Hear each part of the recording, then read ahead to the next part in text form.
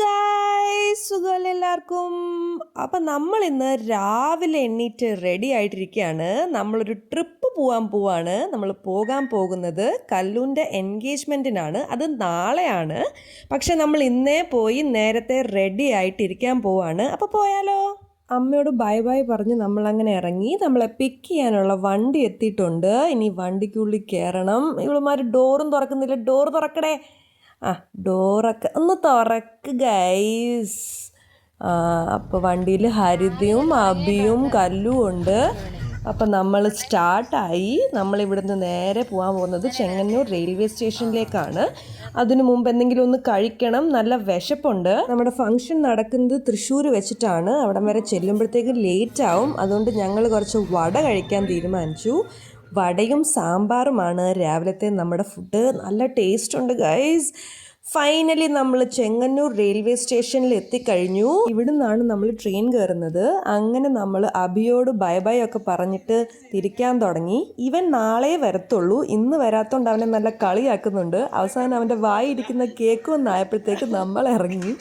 ഞാനും കല്ലും ഇടയ്ക്കിടയ്ക്കെങ്കിലും ട്രെയിൻ കയറാറുണ്ട്. ഹരിത അങ്ങനെ വളരെ റെയറായിട്ടേ ട്രെയിനിൽ പോകാറുള്ളൂ. അപ്പം നമ്മൾ റെയിൽവേ സ്റ്റേഷൻ്റെ സംവിധാനങ്ങളൊക്കെ ഹരിതയെ പറഞ്ഞ് പഠിപ്പിച്ചു കൊടുക്കുകയായിരുന്നു. പിന്നെ ഞങ്ങൾ കുറേ നേരം അവിടെ ഇരുന്നു, സ്റ്റേറ്റസ് ഇട്ടു, സ്റ്റോറി പ്ലേ ചെയ്തു, പാട്ട് സെലക്ട് ചെയ്യുക, സ്റ്റോറി ഇടുക. ഇത് തന്നെയായിരുന്നു മെയിൻ പണി.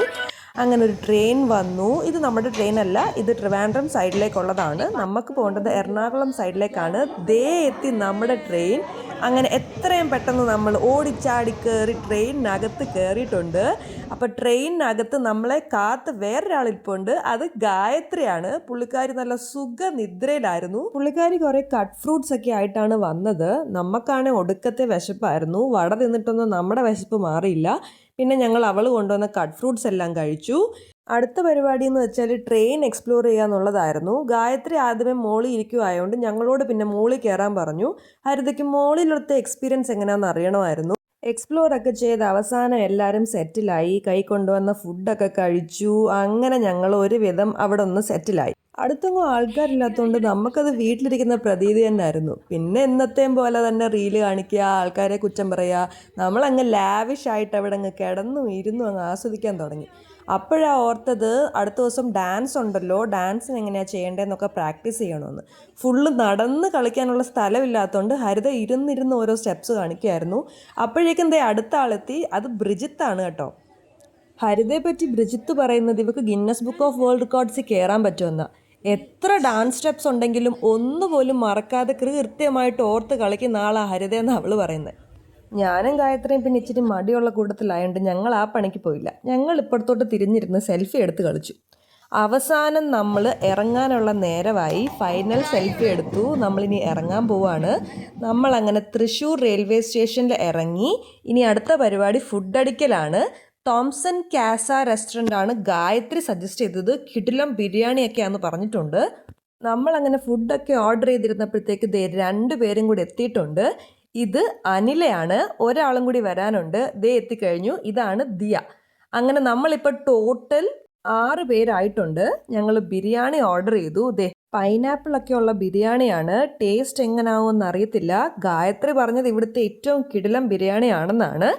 അപ്പം നമ്മൾ ഇതിൻ്റെ ബില്ല് എത്രയാവുമെന്ന് ഗസ് ചെയ്യുന്ന പരിപാടി അവിടെ കളിച്ചുകൊണ്ടിരിക്കുന്നത്. എല്ലാവരും 1000 അബവ്, 1400 അബവ് എന്നൊക്കെ പറഞ്ഞുകൊണ്ടിരിക്കുന്നുണ്ട്. എത്ര ആവും കറക്റ്റ് ബില്ലെന്ന് ആർക്കും അറിയത്തില്ല. നമ്മളെല്ലാവരും മാത്സിൽ വീക്കായതാണ് ഇതിൻ്റെ കാരണമെന്നാണ് ഞാൻ മനസ്സിലാക്കുന്നത്. സിമ്പിളായിട്ട് ഒരു ബിരിയാണി എത്ര പേരെന്ന് ചെയ്താൽ കിട്ടാവുന്ന ഉത്തരവേ ഉള്ളൂ. പക്ഷെ അതൊന്നും ആർക്കും ചെയ്യാൻ വയ്യ. ഗസ് ചെയ്ത് പണ്ടാറടങ്ങി. അവസാനം ഫുഡൊക്കെ കഴിഞ്ഞ് നമ്മൾ ഇറങ്ങി. ഇവിടെ ഒരു മഹാബലിയുടെ വലിയൊരു സ്റ്റാച്ചു ഒക്കെ ഉണ്ട്. ഓണം പ്രമാണിച്ചാണെന്ന് തോന്നുന്നു.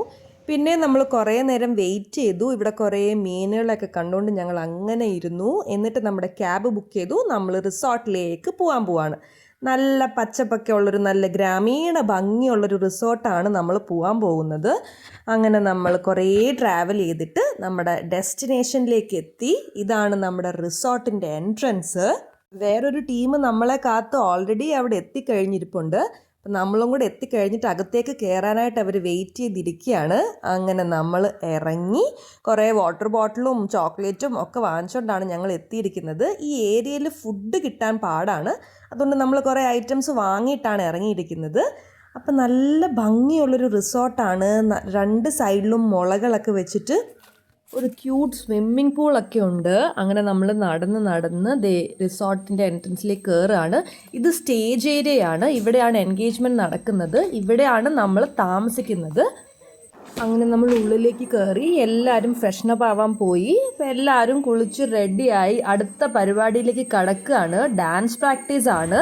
നാളത്തെ പ്രോഗ്രാം ഏറ്റവും കിടിലമാക്കാൻ വേണ്ടിയിട്ട് എല്ലാവരും ഡാൻസ് പ്രാക്ടീസ് ചെയ്തുകൊണ്ടിരിക്കുകയാണ്. അപ്പോൾ ഇതാണ് എൻട്രി സോങ്, ബ്രൈഡിൻ്റെ എൻട്രിക്ക് വേണ്ടിയുള്ള സോങ് ആണ് ഈ നടന്നുകൊണ്ടിരിക്കുന്നത്. ഈ ഡാൻസ് തീരുമ്പോഴത്തേക്ക് നമ്മുടെ ബ്രൈഡ് വരും. പക്ഷേ എല്ലാവരും തെറ്റിക്ക് ആയതുകൊണ്ട് ബ്രൈഡിൻ്റെ കയ്യിൽ നിന്ന് എല്ലാവർക്കും നന്നായിട്ട് തല്ല് കിട്ടുന്നുണ്ടായിരുന്നു. ഒരു കാര്യം പറയാതിരിക്കാൻ വയ്യ, അവൾ നന്നായിട്ട് എഫേർട്ട് ഇട്ടാണ് എല്ലാവരെയും പഠിപ്പിച്ചെടുത്തേക്കുന്നത്. പിന്നെ നമുക്കെല്ലാവർക്കും ഡാൻസ് കളിക്കാൻ ഇഷ്ടമായതുകൊണ്ട് അതൊരു ബുദ്ധിമുട്ടായിട്ട് തോന്നിക്കില്ല. അപ്പോൾ നമ്മൾ ഇന്ന് കുളിച്ച് റെഡിയായി ഒരുങ്ങി സുന്ദരിയായിട്ട് നമ്മളിവിടെ രാത്രിയിൽ നമ്മുടെ ഇവിടുത്തെ റിസോർട്ടിൻ്റെ വ്യൂ ഒക്കെ കൂടെ കാണാൻ വേണ്ടിയിട്ട് വന്നതാണ്. നമ്മുടെ ബാക്കിലുള്ളത് സ്വിമ്മിംഗ് പൂളാണ്. അവിടെ ഇറങ്ങാൻ വേണ്ടി കുറേ നേരമായിട്ട് ഞങ്ങൾ ആഗ്രഹിച്ച് പ്രാർത്ഥിച്ചിരിക്കുകയാണ്. പക്ഷേ ഇറങ്ങാൻ പറ്റുമോ ഇല്ലയോ എന്നറിയില്ല. വെള്ളത്തിൻ്റെ ക്വാളിറ്റി അത്രയ്ക്ക് നമുക്ക് മനസ്സിലാവുന്നില്ല. നമുക്ക് അങ്ങോട്ട് പോയി എന്തായാലും നോക്കാം. കാലിട്ട് നോക്കിയാലോ? ഒന്നും അറിയാൻ പറ്റുന്നില്ല. നമുക്ക് വെള്ളമാണെന്ന് ഫീൽ ചെയ്തു. പ്രത്യേകതരം ഒരു വെള്ളമാണ്. അപ്പോൾ ഗൈസ്, നമ്മൾ ഇവിടെ സ്വിമ്മിംഗ് പൂളിൽ ഇറങ്ങുന്നില്ല. നമ്മളിവിടുത്തെ വ്യൂ നിങ്ങളെ കാണിക്കാം. കാണാൻ പറ്റുന്നുണ്ട്. സോറി ഗൈസ്, വ്യൂ കാണിക്കാൻ വ്യൂ കാണിക്കാൻ ഞങ്ങൾക്ക് പറ്റത്തില്ല. വെറുതെ പേടിപ്പിക്കണ്ട.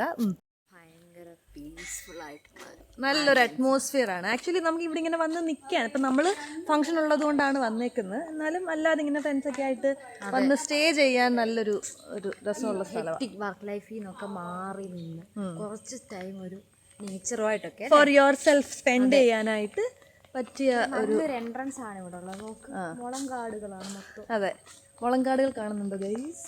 ഇതാണ് മുളങ്കാടുകൾ.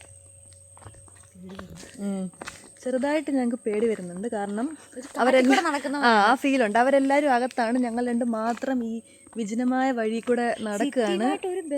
ഇല്ല, നല്ല ദൂരെ, നല്ല ഉള്ളിലാണിത്. ഇതിൻ്റെ അടുത്തൊന്നും ഒരു കട പോലും ഇല്ല.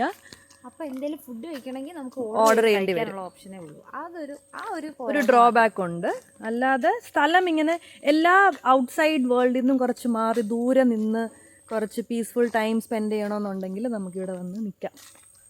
രസമാണ്. ഒരു 2 ദിവസമൊക്കെ വന്ന് നിൽക്കാനായിട്ട് പറ്റിയ ഒരു സ്ഥലമാണ്. ഫുഡ് നല്ലവണ്ണം കൊണ്ടുവരണം, അല്ലെങ്കിൽ ഓർഡർ ചെയ്യണം. ഇവിടെ നാളത്തെ ഫംഗ്ഷൻ നടക്കാൻ പോകുന്ന സ്റ്റേജ് കാണാൻ വേണ്ടിയിട്ട് പോവാണ്. സ്റ്റേജിൻ്റെ പണികളൊക്കെ നടന്നുകൊണ്ടിരിക്കുന്നതേ ഉള്ളൂ. ഇവിടെ ബോർഡുണ്ട്, വെൽക്കം. ആര് എൻഗേജ്മെൻറ്റിൻ്റെ പേരൊക്കെ എഴുതി വെച്ചിട്ട്. ഇതാണ് നമ്മുടെ നാളത്തെ ഫംഗ്ഷൻ ഹാൾ. അറേഞ്ച്മെൻറ്റ്സ് ഒക്കെ നടക്കുന്നേ ഉണ്ട്. അടിപൊളി. കറണ്ട് പോയി. ഒറിജിനലാണോ? അല്ല, അല്ലാത്ത ഡെക്കറേഷൻ്റെ ഉള്ള പ്ലാസ്റ്റിക് പൂക്കളം. മഞ്ഞ, വെള്ള, ചുമപ്പ്. ഇതാണ് നമ്മുടെ സ്റ്റേജ് ഡെക്കറേഷൻ കംപ്ലീറ്റ് ആയിട്ടില്ല. ഫ്ലവേഴ്സൊക്കെ സെറ്റ് ചെയ്യുന്നതേ ഉള്ളൂ.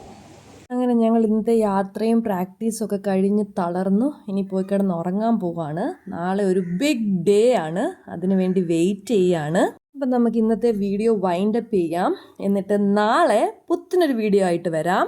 ഓക്കെ, അപ്പോൾ see you until next time. Bye by.